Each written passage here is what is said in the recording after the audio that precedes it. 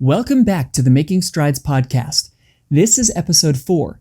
Today we discuss some common misconceptions about running shoes and the running shoe fitting process in the retail space that are extremely outdated and misleading.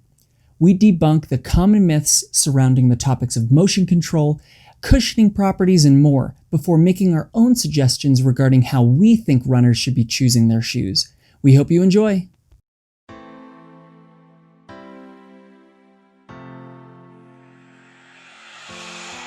Welcome to Making Strides, a podcast aimed at empowering and educating runners. Our goal is to help decipher misinformation in the running world that can lead runners off their path to progress. With an evidence-guided approach, this podcast aims to give runners the resources they need to foster healthy, lifelong running from track to trail. I'm AJ Cohen. And I'm Adam Schwert. Let's make some strides. Hey guys, welcome back to Making Strides podcast. Today we're talking about shoes. So, hey Adam, why don't we just start real simple? What is a shoe? What's the purpose of a running shoe? What purpose is that serving for you? Maybe we should have looked into this, but I don't know. Is there a definition of a shoe? I don't know. I guess I would think of it like something that differentiates it from, say like a sock. I don't know, maybe just like a hard bottom sole is a shoe. I don't know. Something along those lines. And then, specifically a running shoe is designed, a little bit differently than, say, your regular tennis shoe that might have a little bit more, resilience kind of on the sides when you're maybe doing some cutting. Typically, the running shoe doesn't have that. More made to go straight forward. And I think largely it came out of just a thought of, needing to protect, the runner's feet. Number one. Number two, maybe being a little bit more performance biased. Shoes, when they first came out, speaking about running shoes, not just shoes in general, probably a little bit more of what we would think of like a dress shoe today, the real stiff, made of leather, that kind of thing. So there was obviously a need to have something evolve for the runner, especially back in the 70s when we had the big running boom, which is kind of funny. We're talking about the origin of shoes and running shoes and the boom, and I happen to be wearing my Track USA shirt today that I got in Eugene last summer. Nice. Unplanned. The runner looked way different back then, right? Like a runner was a fairly competitive, athletic person back then, right? And nowadays we have everybody and their mother running. So I think the consumer of running shoes has changed drastically as well. Absolutely. We used to think, the heart only had so many beats, and then you die. So nobody really wanted to run and involuntarily shorten their life. That's what they thought. And now we know there are just so many health benefits to it, from mental to the musculoskeletal system and beyond, that everybody's doing it now. And yeah, you're right. That's not so much a competitive person. It is, people who are skinny and competitive, as well as maybe, their health is not in the best state as it could be, and they're trying to push for that. So it's definitely different demands being placed on everybody and on a big spectrum. Just out of curiosity, who do you think, if that's the huge spectrum that we have as the running shoe consumer currently, if you look at all the running shoe marketing out there, who do you think it's focused on? Because it all kind of looks very similar, and maybe there's obviously some caveats to that, but who do you think they're trying to focus on the most? That's a good question. I would anticipate they are looking more at the recreational runner who's not as competitive, thinking globally. Obviously, every company has their niche of like racing flats and spikes that they'll market directly to that competitive athlete. But just knowing that the vast majority of the market is more on that recreational health and wellness side, I would anticipate that if you broke the numbers down, that's kind of their target, would be my guess. Yeah. I think that there are two main marketing efforts that I see a lot when it comes to running shoes. There's, I think, mostly the performance side of things. I think that they market these shoes almost like if you use these shoes, you might run like an elite. So they can almost like market to the really talented runners, and then all of the recreational runners are like, oh, these shoes will make me run like that. So, you see like, I don't know, an everyday trainer, and the person on the billboard looks like they're running, like about to run a sub 4 mile or something like that, but I see that. And then I also see the trying to advertise the fact that they have these magical properties of like reducing injuries and such, and improving aspects of running that these shoes probably aren't really doing, right? So, I mean, that might lead us a little bit into this traditional fitting process that I want to talk about so badly, right? So, over the past couple of decades with the evolution of running shoes, we have a couple of features of running shoes that are kind of front and center. And a lot of times you even walk into a store and you have the shelves categorized on the wall into these major categories of shoes that are purporting to do a certain magical thing to your foot and your body.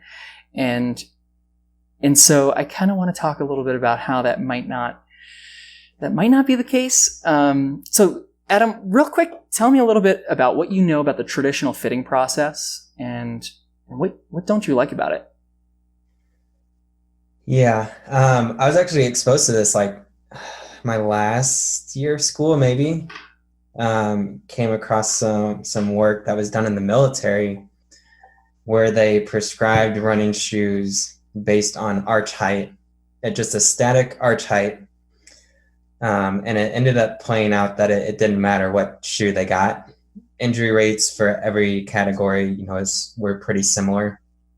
So one, it doesn't seem to pan out that works. And number two, we can't look at just that. Running is a very dynamic activity, so we can't look at a static component, which I think a lot of, at least the running stores I've been exposed to, mostly in the St. Louis area as of now, in light of all the pandemic stuff we've been going on, I haven't been able to make any connections in running stores here. But they were somewhat progressive, trying to watch people at least walk, run, squat, do something a little more dynamic. So, I mean, I think things are, or I at least hope, I shouldn't say things are, moving forward, at least to some degree. Yet there's still a lot being thrown at runners and a lot of marketing that maybe isn't quite as relevant, such as a static arch height. What is something that you see a lot of times people being fitted for and prescribed a certain shoe based on? Well, it kind of relates to the static arch height, right? So, I mean, somebody's got a flat foot like me, who, if I'm just standing, let's say I walked into a running store and I was like, hey, help me find the best running shoe for me. Chances are, especially a lot of the places that I'm thinking about, if I were to running shoe stores, if I walked in there, they would be like, okay, let's look at your foot. And they would see that I have a pretty flat foot. They might throw me on they would throw me on the treadmill, and they would see that I probably show a little bit more pronation than I don't know. I don't even know what to compare it to, but I guess than normal, quote unquote, which, we don't really know what normal is for pronation. We don't even really have a good way of measuring it. It's such a subjective kind of assessment. And so they'll look at my static arch height, they'll look at the amount of inward kind of rolling of my foot or pronation, and they will say, you need a motion control shoe. And I've been there, guys. This is probably 7 years ago now. But they were like, you need this shoe and you need an insert. They actually told me to. So double whammy there. And what do you know? I actually started to, and I was having some medial foot pain, like around the navicular, and the arch that people really know of as the arch kind of area. And guess what? I trained a little bit for a half marathon, ran a half marathon, and then I had lateral foot pain, severe lateral foot pain after that half marathon. So like my foot just compensated, and we shifted all the load over, and I had a new injury because of that. So this concept of static foot posture, and then this dynamic aspect of the inward rolling or pronation of the foot, and people who don't even really have exercise science degrees. Some of them do. Some of them are like college students and whatever, or post-college, and they're whatever. Maybe some are more qualified than others, but the stereotypical person who works in a running store selling shoes they're not a PT. It's not a podiatrist. It's usually not somebody who has an exercise science-based or physiology-based degree. These are likely high school, college kids who are being told by their managers and the retailers who are selling them shoes how they should sell these shoes using these kinds of methods. And so, but long story short, just the fact that people think that we can. So what is the assumption that people are making when they say we need to control for your low arch, your flat foot, and the amount that your foot pronates? Adam, what is the assumption there? That the shoe is controlling that or stopping it, minimizing it to some degree. And fortunately, it's not panning out that way. Well, why? Let's take back another step. Like, why do they want to control for it? Well, it's a wide-held belief that pronation for some reason is really bad and causes injuries, which I don't know why. It's just kinesiology 101. This is like the first year of PT school. Like, you need pronation in order to absorb shock. Mm-hmm. Like, all these things we demonize are actually quite important. And maybe in the right person, too much, again, we don't know what that is problematic. But how do you identify that? We just don't know that yet. Yeah. Everyone's different. We won't go too much into running form on this. We'll probably have a different podcast for that, but everybody runs different, and your running form is just the way that your body wants to interact with the ground based on your anatomy and your nervous system, and how your body wants to absorb or deal with the forces associated with running. If you're a forefoot striker, your body wants to use some of the, calf complex a little bit more, and some of the soft tissues and muscles to absorb forces rather than axial skeleton if you're more of a rear foot striker, etc. So it's just going to vary, and there's so much variability in there. Yeah, I got a few comments. Yeah, go for it. Number one, this isn't to say anything bad about running stores in general. We don't want to pick on anybody. This is just the current state of things, kind of on a global sense. There are certainly a lot of people that really know what they're doing, and maybe don't have degrees, but did a lot of self-learning. Number two is that all of this is geared, especially when we talk biomechanics, geared more at the long distance runner. The higher the intensity, such as like with a sprinter, biomechanics might come into a bigger play when you're talking about the matter of, a tenth of a second making the difference between a medal and not.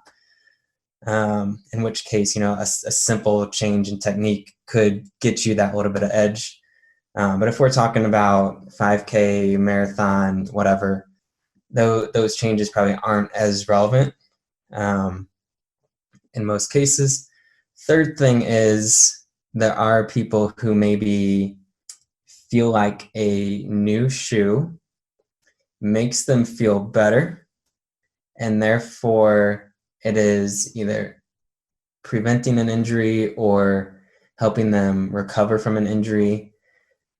And there might be a lot to unpack there, but we just have to remember, like, because we got a new shoe and now we feel better, that doesn't mean the shoe is the thing to kind of demonize there or look poorly on. There are a lot of factors that go into that, as far that gets you maybe into trouble with an injury and help get you out of that. Yeah, all great points. Awesome points. So we have this concept of pronation, and we've already talked about how it's a normal part of running form. And then we have these shoes that say that people are being sold shoes, being told that this certain shoe will control for their pronation, therefore reducing their risk for injuries. Correct? It's what they're told. It's what they're told. Now, we can look at the research. We have, and there hasn't been one good study that has shown that this is the case. And that is the message I want to drive home. Okay, Adam has a little bit of a comment. Go for it. Well, it's interesting. So, by and large, I would 100% agree. I think there are more important factors to look at that are relevant to developing an injury. Now, I am familiar with one article looking at standard versus motion control shoes. And if I understand, the spectrum is kind of a neutral motion control. No, neutral motion control standard, correct? Mm-hmm. Standard being like your foot's not supposed to go anywhere. I get 100% controlling it, correct? Yeah. Okay. So there is one study, that maybe showed some mild protective effect, and no detrimental effect for someone who might normally get put into a neutral shoe to have kind of a standard or motion control shoe. But that was only in a certain. It's not enough to overwhelmingly convince us that this is the thing that will help you. Yeah, and I'm sure there are limitations to that study. And I also think that, if I remember correctly, that there is a specific type of person that can potentially benefit from that. Now, small percentage. Yes, exactly. And so that's all very important. But yes, by and large, you shouldn't go to a running store and expect that a motion control shoe controls your motion. Also, because we know that the foot tends to, most of the time, do what it wants inside of the shoe, right? So the shoe from the outside can look kind of like maybe it's controlling the motion. And then we look inside, there were studies, I believe, where they cut like windows, right? In the shoe, they could see what the foot is doing inside the shoe, and the foot is kind of just right there doing what it wants anyway. So, pronation is not a diagnosis. I just want, we'll finish up the pronation talk with pronation is not a diagnosis. You cannot, if somebody's talking to you like pronation is a diagnosis, go find someone else to talk to you about running shoes. Pronation cannot be good or bad. It is good. It is good. It's just not, I don't want there to be a spectrum of good versus bad is what I'm trying to say. I don't want somebody to fall on that spectrum with, this is what they're saying I'm pronating like, and that is good or that is bad. Pronation is what we need to have normal foot mechanics. And so I just want folks to just relax about the pronation thing. And if it just so happens that you do well you do well, meaning it's comfortable for you, it's worked for you in whatever way you feel like a shoe needs to work for you, and that's a motion control shoe, great, go for it. Spend all your money on that shoe. Seriously. But just don't have those types of expectations. Yeah, the why may not be what you think it is. Yes, exactly. Moving on. So, Adam, why don't you tell us a little bit about... One more point. Okay, go for it. I always like to, poke at stuff if I can. If somebody labels you as an over-pronator, ask them how they defined it. And if they come up with some reason, or even if it makes sense, ask them where that's been validated, because they will not be able to find that. They will not be able to show you that, because it doesn't exist. Yeah. Now we can move on. There is no spectrum, yes. Okay, moving on. Adam, your turn. Tell us traditional shoe fitting or traditional shoe misinformation, pet peeve. Go for it. Yeah.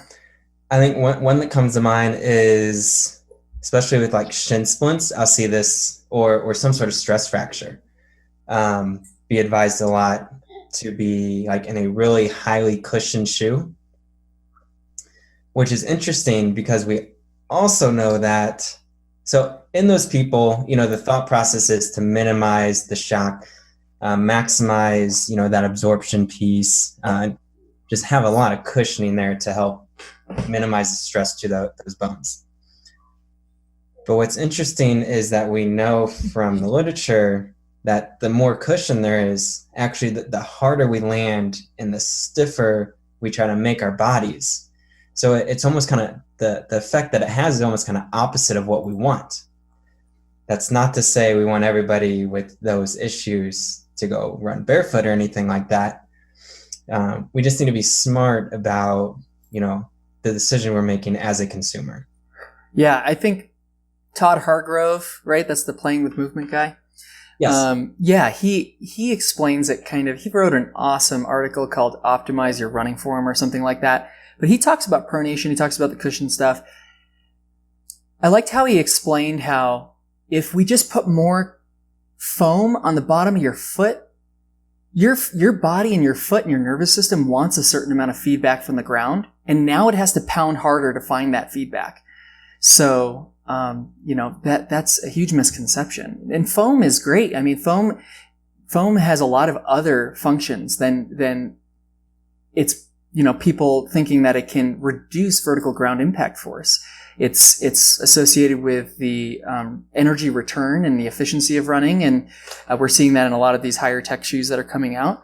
And it's also, there are a lot of geometry kind of the shoe aspects that relate to the transition and responsiveness of the shoe and durability of the shoe and all of these types of things. And so I think that foam definitely has a place where it can be talked about, and we can advance its technology and assume that it's doing certain things and playing a certain role in our foot and shoe mechanics. But I don't think that expecting it to reduce the impact force through your bones and through your body is going to be that's a healthy thought process. Absolutely. Yeah. Another thing is, that's also associated with the ground impact forces is this concept of vibration, which is kind of increasing hype or popularity of the term recently. And so, Adam, are you familiar with this? Vaguely. Yeah. So I wouldn't feel comfortable speaking to it much. Yeah, and I won't take that much time. I actually found it interesting because so Salomon, and I used to wear Salomon trail shoes for a while. I saw that they came out with the road shoes, and I'm a local trail running ambassador for the NAR runners, and so I get a nice discount on Salomon shoes. And so I was like, I need some road shoes because I want to cycle, have a couple pairs of shoes to rotate.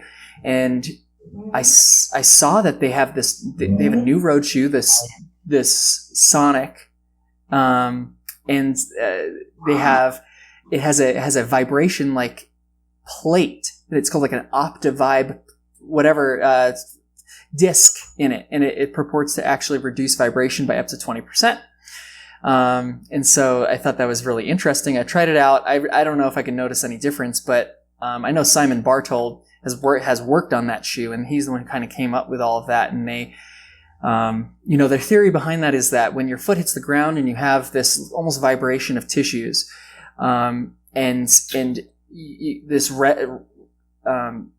resonance of basically it affects your body has to mitigate this vibration effect through muscle contraction, and so it can increase your risk for injury and increase fatigue and all that type of stuff. So I'm just curious to see if this is going to be another one of those things that ends up just kind of getting debunked down the road, or if it's going to be something that maybe is kind of maybe kind of cool feature, but we need to see the literature, right? So absolutely. So if you had to walk into a running shoes store, Adam, and I know actually you're probably really good. This is a bad example because you're really good at picking out your running shoes, probably. But like, if you were going to tell where does your mom still live in Missouri? Yes. And let's just say you can walk her through the process or whatever, and you just wanted her to go to a store and get good service. Like, can you describe for me the process that? Let's just say your mom's a runner and your mom wants to get a running shoe. What process would you want your mother going through to pick the best running shoe for her? What would that look like?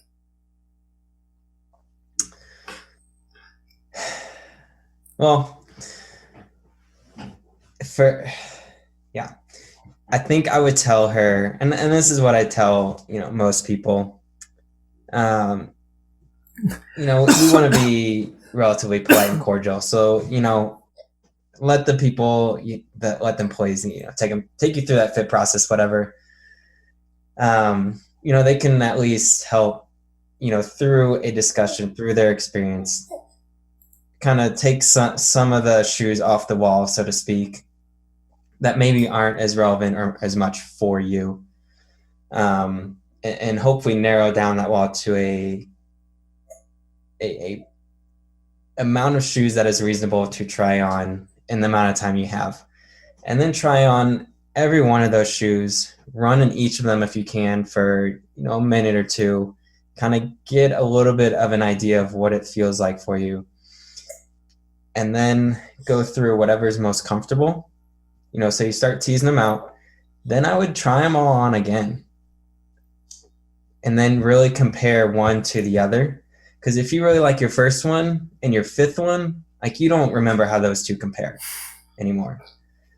So you cycle through those again, and whatever you feel most comfortable in, from my understanding, is probably going to be a pretty good fit for you and work for you.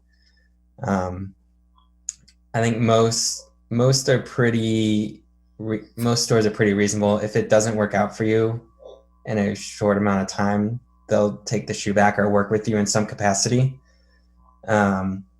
I don't know that applies to every store, but I think there are ones out there that are doing that, and they want to work with you. They want you to be happy and then come back for future business. So, yep. What would you recommend? Anything different?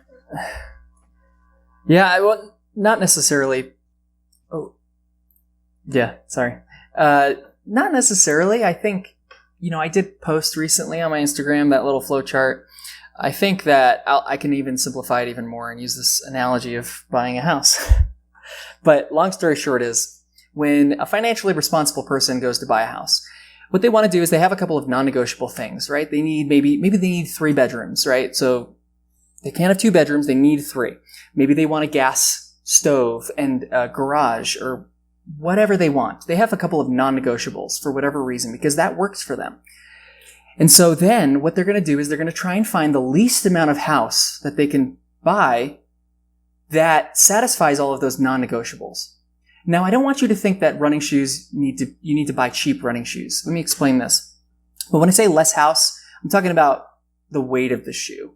For the most part, we know that the weight of the shoe can be somewhat important. It just depends on the person. But we know that weight on your feet is not necessarily the best thing. More weight is not great. So it can, after a certain amount, so 440 grams per pair. I just tell folks generally about a pound, just under a pound per pair is going to be that mark, which, we have some literature to suggest that it starts to affect our running economy negatively, heavier than that.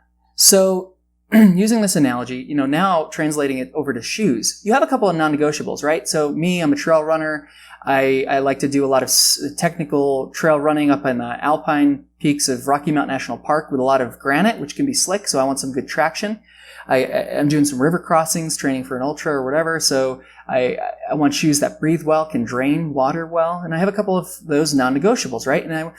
And so I'm going to find the lightest shoe possible that has good traction and fits my foot well. Comfort is always a non-negotiable. For everyone, comfort should be a non-negotiable. So you want that shoe. You want to find the least amount of really comfortable, the shoe that is the lightest, that basically satisfies all of your non-negotiable factors. That's kind of generally. And guess what? It takes, just like Adam said, just like you said, it's a ton of trying shoes on and running in shoes and returning shoes and not feeling bad about it, because the industry should understand that this is what needs to be done for runners to get in the right shoe. Is they need to try and fail until they find the right shoe that works for them, and then, buy that shoe and then find another shoe that works for you and maybe rotate those guys in. Because there's been some evidence to suggest that we could potentially reduce injuries if we rotate some shoes that are a little bit different from each other, expose the foot to some variable load and get it to adapt and such. So, that's my general kind of spitball advice. Anything that we missed, Adam, you think? No, you already added the piece that I was gonna throw in, was the rotating between two different shoes. I think the number is like 39% or something crazy like that, reducing your injury risk. And I don't know anything else out there to date that can even compare to that. Yeah. So by all means, buy that extra pair of shoes and don't feel bad about it. Yes. I do have two things that I usually say when I mention that, though, is that even though we're saying that you could potentially reduce your risk for injury with some sort of running shoe strategy, I want people to realize that shoes aren't really causing the vast majority of injuries, right? That shoes have a very small contribution to the cause and effect of, or whatever, the cause of running related injuries. And so I don't want people to have a shoe-centric focus when they're trying to look for causes of injuries. And then another concept related to that fun fact is if you pick like two similar shoes to rotate, you're probably not going to maximize that benefit that we're talking about, right? I'm talking about if you have a shoe that is maybe like, I don't know, pick a different brand, pick a different style, try to make sure it satisfies all of those non-negotiables that you, and it's really comfortable, and it's just a different model and different type of shoe. And then cycle two different types of shoes. And that way you can ensure that your foot is getting variable load to it, and it's going to have variable adaptation. Yeah. Why don't we give them a couple examples? What are you rotating in right now? So I am I'm in a weird boat because I test shoes for Nike. So I'm testing a Zoom Terra Kiger trail shoe right now, and I have to get a certain amount of mileage in it. And so I don't rotate shoes while I'm testing shoes. And so that's so I can get a really good idea about my thoughts on a shoe and all of that info, plus make sure I get the minimum required mileage. But what I typically am rotating is I have two road shoes right now and then one trail shoe. And so I have the Hoka 1-1 Torrent, which is kind of like their less cushy, more responsive Hoka for trail. And then and I think it's got like a 4 mil drop or something like that. And it's a neutral shoe. And I like neutral shoes. And I probably won't get anything else in that category. But then I'm rotating it typically with the Salomon Sonic 3 Balance or whatever it's called. So that shoe that I mentioned earlier that can potentially reduce vibration. I think it has a 6 or 8 millimeter heel toe drop. And so it's got a little bit of a higher drop. It's my road shoe. It's also neutral, and it's fairly light, but it's middle of the ground in terms of weight. But I don't know. What are you rotating right now, Adam? I do, well, for most of the year, it's between an Ultra Instinct, which is 0 drop, and then a Brooks Glycerin, which is a 10 millimeter drop. Both are neutral. And if it happens to be track season, then we can throw in a track spike in there. That'll probably be in once or twice a week for some of my mileage as well. So a pretty good, spectrum there. And I'll add on, I thought about this when you were talking, just like there's no definition for over-pronation, there's no definition for we'll just say no definition for a standard cushion, neutral, motion control, whatever. So every brand kind of has their own amount of that they consider it. So, trying different brands, trying different shoes, models, everything that you can. Because even though a neutral shoe from one brand you may not like, you may like a neutral shoe in another brand, just because that feel is just a little bit different for them, based on some of the different properties they use within the shoe. So, yeah, I mean, all great advice. And just another kind of fun fact, and maybe where this industry is heading in the near future, shoe selection process may be completely differently. And, the last of a shoe, basically the foot model that they use to create a shoe, that might be your foot scanned and uploaded to a system and then 3D printed into a shoe in the near future. They're already doing this. And so, maybe you go to your PT, maybe running stores have this technology, but you're probably going to need somebody a little bit more familiar with biometric kind of measurement and stuff like that. But there could be two categories here. There could be you get your foot measured or scanned or whatever they're doing, and then they have a database based on the last used for each shoe that's already out there in the industry. And then they could tell you, based on your foot shape and size and all that type of stuff, you would do really well. It's most similar to the last that was used with all of these types of shoes that are already out there. And that might be a cheaper option than the alternative, which is where they might even be able to 3D print but they might be doing it on a larger scale, 3D print your last of your foot, the shape of your foot, and then build you a shoe based on that. And ultimately, that's just going to, I think, increase the chance that you'll have a comfortable shoe for your shape of your foot. But who knows? But who knows what the future will bring? But that's just an interesting thing. Yeah. I don't know if you can expand on that at all. But maybe to the layperson, that might sound really similar to stepping on a device maybe like a wet test that, is scanning your foot now, that we basically just said is worthless, 20 minutes ago.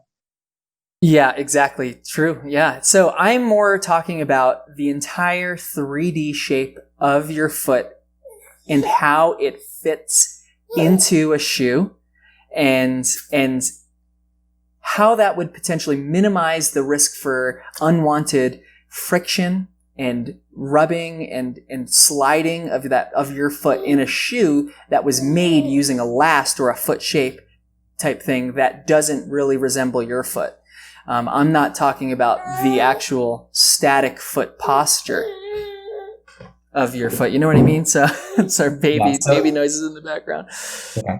So a little bit more of getting at, a more precise measurement of how that shoe's going to fit on the foot, more so than a scan of the foot and then predicting how it's going to move.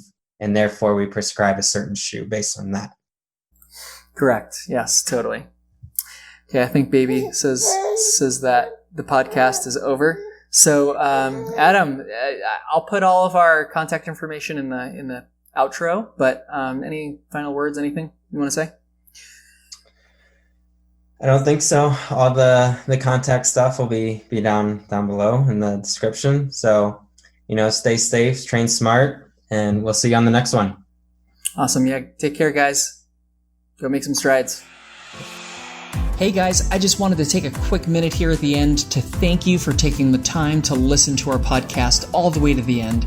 If you learned anything from us today, or if you see the value in this podcast, please take a second to share your favorite episode on social media. Another way to show your support is to give us a review on iTunes or whatever podcast platform you're using. If you have any questions about anything you heard, please feel free to reach out to either of us via any of our social media channels. All of the information with how to connect with us, whether it's Facebook, Instagram, our websites, email, All that information will be listed at the bottom of the show notes. Lastly, as a thank you for your support, for anyone who mentions this podcast, you can receive $10 off any service to work with either Adam at Run Mental or me at Up and Running PT. First-time clients only. Okay, guys, have a great day.